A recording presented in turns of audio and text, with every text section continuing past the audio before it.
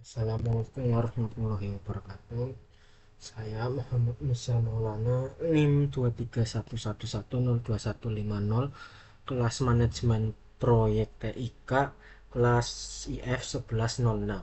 Di sini saya akan mempresentasikan tentang tugas penilaian evaluasi CLO 1, manajemen proyek TIK. Yang pertama, apa sih itu manajemen proyek TIK? Manajemen proyek TIK adalah proses terstruktur untuk merencanakan, melaksanakan, dan mengawasi semua inisiatif yang menghasilkan produk atau layanan teknologi dalam sebuah organisasi, seperti pengembangan software dan lain-lain. Fungsi utamanya adalah memastikan proyek TIK diselesaikan secara on time sesuai dengan anggaran dan memenuhi ruang lingkup yang disepakati. Manajer proyek TIK bertugas mengelola sumber daya, memitigasi resiko teknis, dan menjembatani komunikasi antara tim pengembang dengan para pemangku kepentingan atau stakeholder agar hasil akhir teknologi tersebut benar-benar selaras dengan tujuan bisnis perusahaan. Kemudian karakteristik proyek dan apa bedanya dari operasional. Karakteristik proyek. Di sini ada 3 karakteristik utama dari proyek. Yang pertama bersifat sementara atau temporary. Proyek memiliki titik awal yang jelas atau kick off dan titik akhir yang jelas. Dua, menghasilkan produk atau hasil proyek dilakukan untuk menciptakan sesuatu yang belum pernah ada sebelumnya atau untuk membawa perubahan signifikan. 3. Memiliki batasan 3 serangkai atau triple constraints. Setiap proyek dibatasi oleh ruang lingkup, waktu, dan anggaran.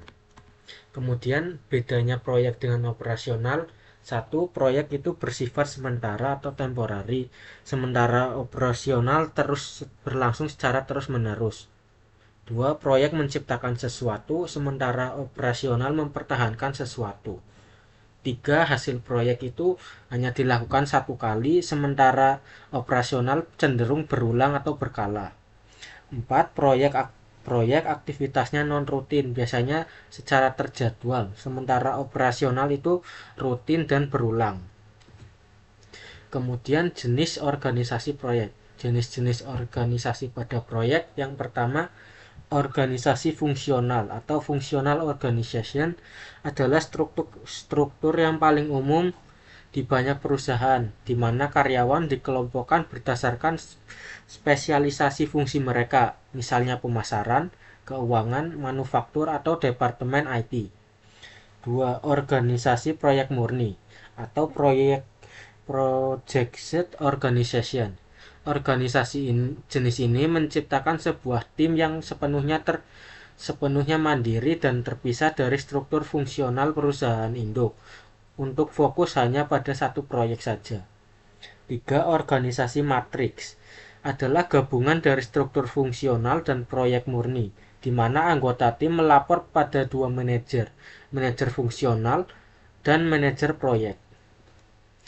Kemudian proses manajemen proyek. Proses manajemen proyek ada satu, inisiasi atau initializing adalah tahap awal proyek. Fokus utamanya adalah mendefinisikan proyek secara garis besar dan mendapatkan otorisasi resmi untuk memulai pekerjaan. Dua, perencanaan atau planning. Setelah proyek disetujui, tahap ini adalah fondasi kesuksesan. Di sini manajer proyek dan tim membuat cetak biru rinci tentang bagaimana proyek akan dilaksanakan. Ketiga, pelaksanaan atau eksekusi. Pada tahap ini, rencana yang sudah disepakati diwujudkan menjadi tindakan nyata. Kelompok proses ini adalah tempat sebagian besar energi dan anggaran dihabiskan. 4. Pemantauan dan pengendalian atau monitoring dan controlling. Kelompok proses ini berjalan secara simultan dengan pelaksanaan. Tugas utamanya adalah melacak, meninjau, dan mengatur kemajuan proyek untuk memastikan semuanya berjalan sesuai rencana. Kelima atau yang terakhir, penutupan atau closing.